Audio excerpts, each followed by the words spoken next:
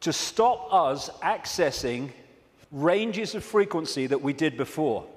This is a major reason, not the only reason, but it is a major reason why scientists call 95% of human DNA junk DNA, because they don't know what it does. This is the reason, not the only reason, but a major reason why we only use a fraction of our brain's capacity. This is why billions of cells in that bridge, the corpus callosum, don't seem to be doing anything. They've been switched off. We've been put into a state that disconnects us and therefore makes us controllable, makes us farmable. So you've got this reptilian group, and the ones involved appear to be relatively small in number, tiny compared with the global population, and this is why they're terrified of being exposed. That's a constant theme all the way through it, wherever you look. And they've imprisoned humanity, or sought to, in this tiny frequency range of perception called visible light. Another key aspect to this is that they created hybrid bloodlines specifically to be the middle men and women. They became known in the ancient world as the demigods, the people, the children of the gods, part human, part god, as these serpent gods were perceived. And they were to be, like I say, the middlemen and women operating in visible light for the outside visible light control system. And it's appropriate that the caduceus, and the symbol of the medical profession is the DNA, in effect, portrayed as two snakes. Because to these reptilian geneticists, who were far ahead of where we are in public arena in terms of genetics and understanding, the DNA is a software program. And so they manipulate it for their own means. And this is crucial to understand the world that we live in. One seriously important aspect to this DNA, this hybrid DNA I'm talking about, is that it has eliminated what we call empathy. The ability to decode the emotion of empathy. Empathy is the fail-safe mechanism of all behavior. If I can empathize with the consequences for others of my actions, that limits and balances my actions. If I have no empathy because I cannot empathize, then there are no limits. There is nothing that won't do. 3,000 dead on 9/11, who cares? Who cares? That's what we're dealing with. And this is vital to get across. If we look at this information on the basis of thinking, I wouldn't do that, so they wouldn't do it, then we're going to miss the plot completely. Because that's not like that. No, you wouldn't do it. They would, and have no emotional comeback whatsoever. The reason for the interbreeding, the hybrid, is vibrational compatibility. These hybrids have a greater infusion of reptilian DNA than the general population, although we have a lot. And therefore, the resonance is sympathetic to the resonance of these entities operating just outside visible light. And through this resonant connection, like two radio stations talking to each other, the possessing entity outside of visible light can control the thoughts, actions, perceptions of the intermediary, the demigod. And of course, the theme of possession is as old as history, right up to the present day. We look at these people. All these pictures are by Neil Haig, by the way. Anything that looks like this. Great friend of mine, great artist. And this image symbolizes the fact that he looks at him with invisible light and he sees George Bush, nothing else. What people don't see, because it's outside the frequency range of their decoding system, is there are entities around these people who are actually controlling these people's thoughts, actions, etc. A number of psychics have said to me around the world how they've seen people walking along the street or wherever, and then they've seen like an ethereal reptilian entity locking into these bottom two chakra points, the emotional level, one of them is, and floating around with them. And this is a kind of a good analogy.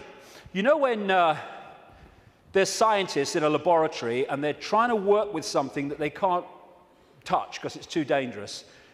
What they're working with will be in a tank, and they'll put gloves on, which allows them to be outside the tank, but to manipulate inside the tank. Well, that is a very good symbol of what I'm talking about. These Illuminati bloodlines, these hybrid bloodlines, operate like those gloves, operating inside this reality. And Neil symbolizes these Illuminati families with invisible light as this bearded man. Whenever you see him as we go along, that is symbolic of the Illuminati families, controlled beyond human sight by these reptilian entities.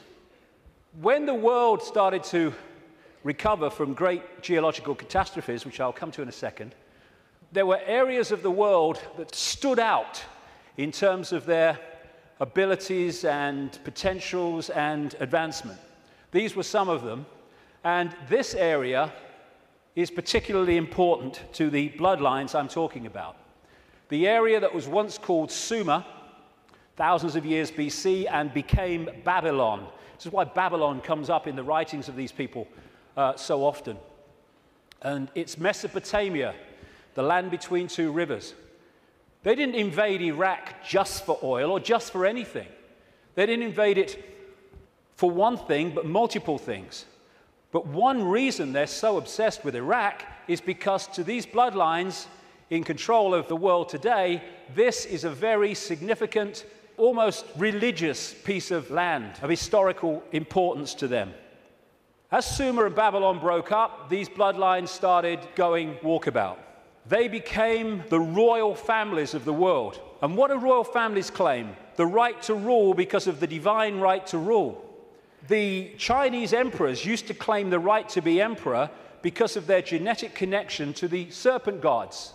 And this is a theme all across the world between the serpent gods and royalty. They became the aristocracy and the royal families, claiming the right to rule because of their DNA. Just down the bloody road from here, we have a head of state in Britain to this day who is only head of state because of her DNA. Head of state because of her DNA. I actually made a complaint, nothing happened to it, but I made a complaint to the Race Relations Commission, or whatever they call it. They said, if you see racism, report it. So I reported the royal family. I thought, well, I mean, you would.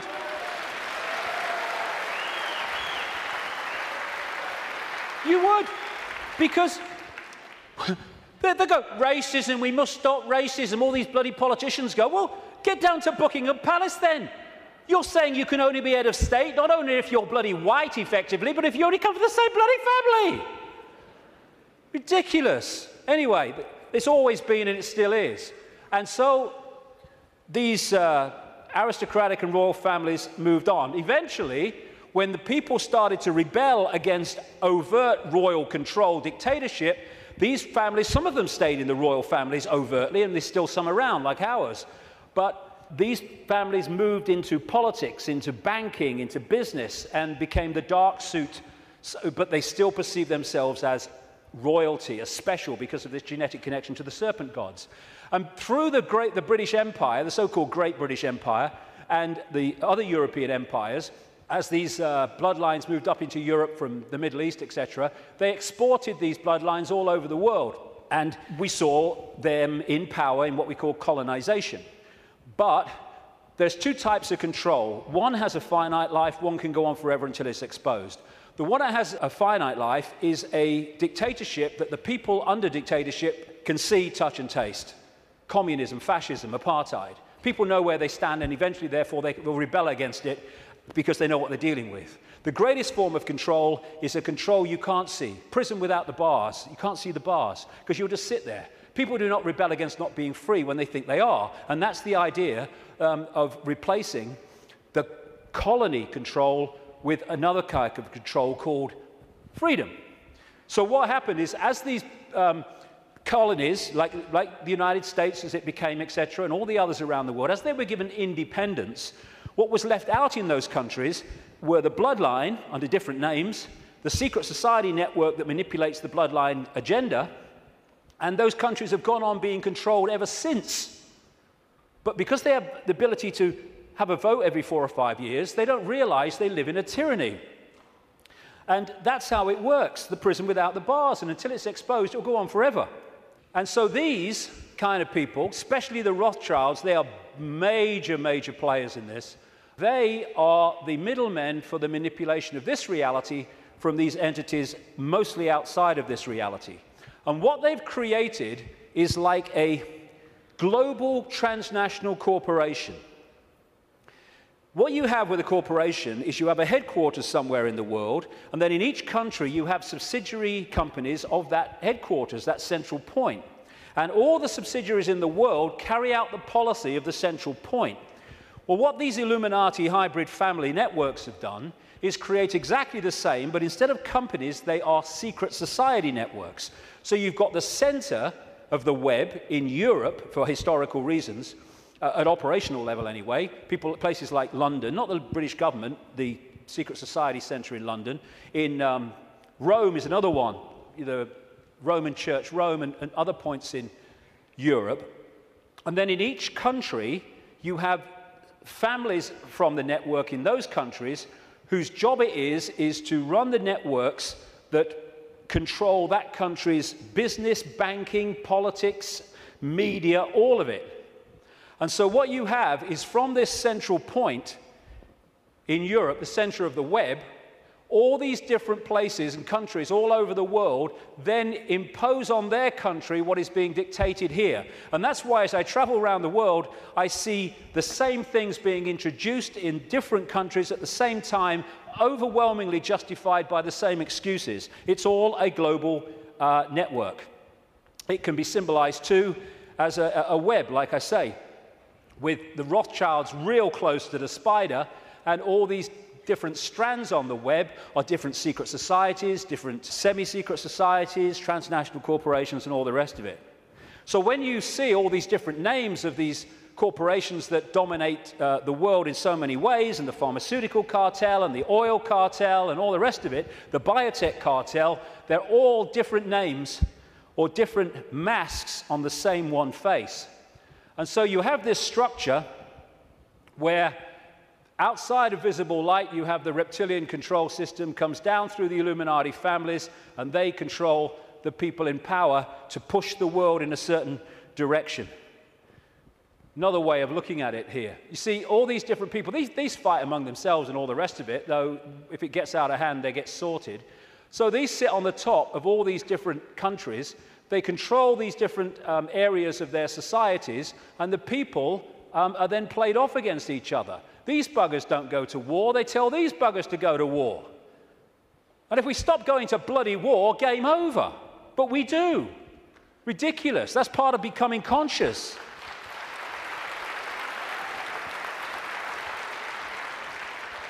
So these people are just pawns in a game in a way, genetic pawns in a game. They're just kind of shells to play out this agenda with invisible light. I mean, some batches are better than others, of course. So if you look at the principle of the Trojan horse, the symbol of the Trojan horse, coming into a society and not seeming to be what it is, though taking it over, and you put that on the face, well, you've pretty much got symbolically what we're talking about here. People send me pictures from around the world and stuff that they find on the internet and elsewhere, which have a kind of reptilian feel about them. I'm not saying these are reptilian eyes, it could be a trick of the light, but I've used it because it gives an indication of the number of people that have told me this all around the world, from all walks of life, how they've seen people shift from a human to a reptilian state, and especially the eyes are the first to go. They describe how the pupils become reptilian. And interestingly, a great friend of mine has an associate who, I don't agree with it, but he's been doing a research project to develop iris scan technology, and it led to him looking very deeply into 2,300 eyes. And he said he knew nothing about what I'm saying, probably never heard of me. And he said to my friend, the amazing thing was that about 4% appeared to be of reptilian type and appearance. And that is a recurring number, in my research anyway. 4-5% seem to be of this hybrid nature. So these people are reptilian hybrid human reptilians. And you look at the eyes, but behind the eyes are something else. I had an experience with this guy, Ted Heath. He was Prime Minister of Britain from 1970